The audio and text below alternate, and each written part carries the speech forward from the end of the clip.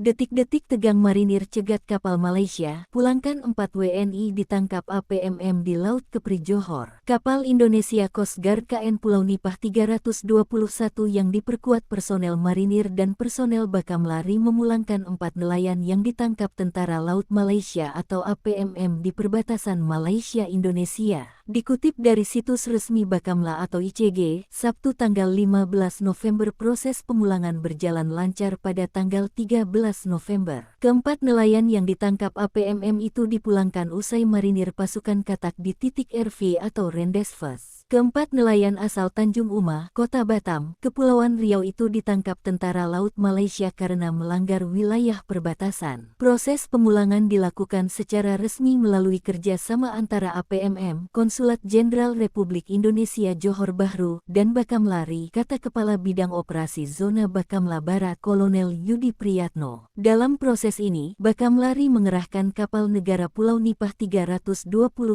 di perairan perbatasan Indonesia Malaysia. Keempat nelayan itu berinisial ET, MT, MR dan GA ini ditangkap APMM pada tanggal 7 Oktober tahun 2025 karena tanpa sengaja melintasi batas perairan Tanjung Kelesan Johor. Saat berlayar menggunakan perahu bermesin diesel dari Tanjung Uma, Batam, menuju Pulau Bintan untuk keperluan menjual sembako. Namun, karena tidak dilengkapi sistem navigasi GPS, perahu mereka tanpa disadari masuk ke perairan Malaysia. KJRI Johor Bahru pada tanggal 21 Oktober tahun 2025 mengajukan permohonan resmi kepada pihak APMM Johor untuk memulangkan 4 nelayan itu. Lalu, proses serah terima nelayan beserta perahunya kepada Bakamlari dilakukan di titik Rendezvous RV yang disepakati. Yudi mewakili Kepala Zona Bakamla Barat Laksamana Pertama Bakamla Bambang Trijanto menerima penyerahan keempat nelayan Batam. Kami berkomitmen memperkuat kerjasama lintas batas menjaga keamanan laut, kata Yudi. Kegiatan pemulangan ini bagian upaya diplomasi. Berdasarkan catatan Bakamlari, selama 2025